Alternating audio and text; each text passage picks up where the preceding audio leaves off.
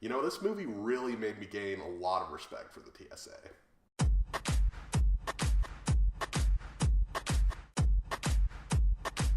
Get Out was directed by Jordan Peele and stars Daniel Kaluuya, Allison Williams, and Bradley Whitford.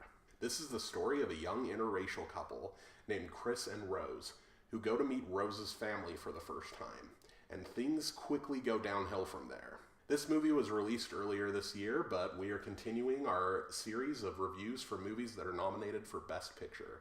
So let's get right into the review. So as Walter mentioned, this movie was nominated for Best Picture, and I could not be more pumped. I was kind of surprised that it was to a small extent, but after watching this movie a couple of times, I was very, very thrilled with that announcement. And there are a lot of reasons for that. First and foremost, I want to mention how funny this movie is.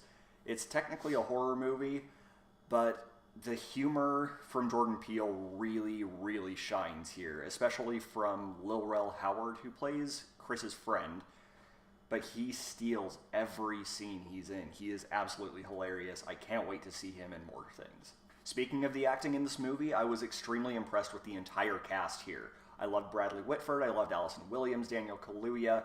Everybody here was awesome. So let's specifically talk about Daniel Kaluuya.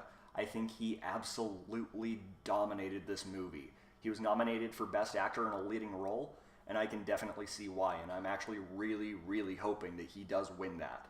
So let's talk about Jordan Peele for a second. He's obviously from the comedy duo Key and Peele, and I have to say I was very, very surprised with how he handled this movie. I was expecting a lot of Key and Peele type humor and stuff like that, but honestly, this is a standalone movie that doesn't scream Key and Peele. It feels like a passion project that he did, and I really respect him for that. He wrote and directed this movie, and it was awesome. I loved every minute of it. You know, this movie really solidified how much respect I do have for Jordan Peele. Again, he was absolutely incredible, and one thing that I really, really appreciated about this movie was, like I mentioned, the writing, but going and watching this movie like a second and third time, there are a lot of things that you notice, like a lot of foreshadowing that is really, really cool, I think. And going along with that, the story here is extremely original. It's fresh, it feels new. It doesn't feel like your typical horror movie or even comedy movie. It really felt like something I had never seen before, and I loved it. And on that note, there are some political statements that are made in this movie, but what I really appreciated was the fact that it's not overbearing. It is not portrayed in a way that's controversial. It makes a statement, but something that everybody can kind of get on the same level with. And it was really refreshing to see stuff like that, to see that they made political statements and they also made it funny, they also made it kind of creepy at times, which leads me into the pacing. I love the pacing of this movie. It only lasts about an hour and 45 minutes, but it feels like it goes by so much quicker. It moves at a really, really good pace, and I never felt bored at all throughout the movie. Now, I can safely say that both Walter and I loved this movie, but unfortunately, we did have a couple of small nitpicks. Nothing too bad, but here they are. So as Chris said, this is a nearly flawless film, and as you'll see with our rating, we are both very much in agreement on how great this movie is. However, there are two minor things that we wanted to mention. First off, a note on the ending.